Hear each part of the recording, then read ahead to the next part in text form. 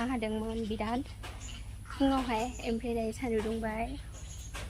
बोथोरा एसे मोजां जाहांबाय आरोना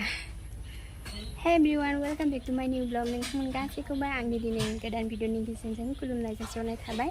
दिनैबो आं नोंथांमोनजों फैलायबाय आरो खावब्ला सिवब्लानो जायाफ्रा माने भिडिअ गोदान लानानै फैलायबाय आरोना थ' नोंथांमोना आंनि भिडिअखौथ' मिथिखायो आं मानि सायाव भिडिअ बानायो आंनि भिडिअआनो जाहैगोन दिनैहाय आङो मा ओंख्रि संनो नागिरदों मा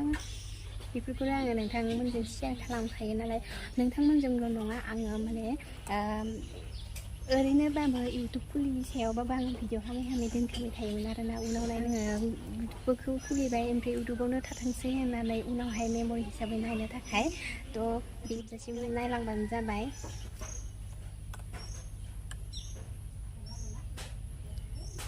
लांनो दख'ना गानदों ओमफ्राय नुदों नोंथांमोना थ' बिदिब्ला नोंथांमोना नायलांबाय थादों आं दिनैनि भिडिअखौ स्टार्ट खालामनोसै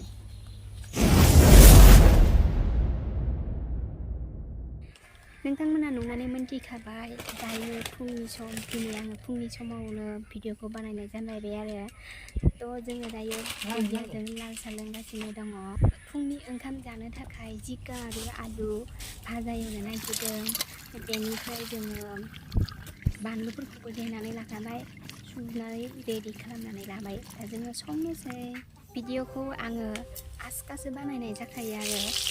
आङो न'आव जा सङो गोथाव मैगं संबाबो माने आङो भिडिअखौ खालामनाय जायो नोंथांमोना नायनानै बरिं मोनोबो जानो हानाय गोथाव थावै मैगंफोरखौनो संनानै दिन्थिबाय थायो गोथाव जाया मा जाया होननानै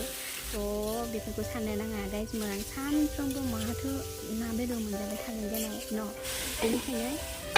निरामिसबो जानो नांगौ आंथ' बांसिन निरामिसखौसो जानानै मोजां मोनखायो आरोना नायलांबाय थादो नोंथांमोना आंनि दिनैनि भिडिअखौ नै गाइसमोन आङो दायो मैथा गोखा हानानै लाखाबाय दालिजों खारै संगोन आरो बिराद गोथाव जायो दालिजों खारै संबोला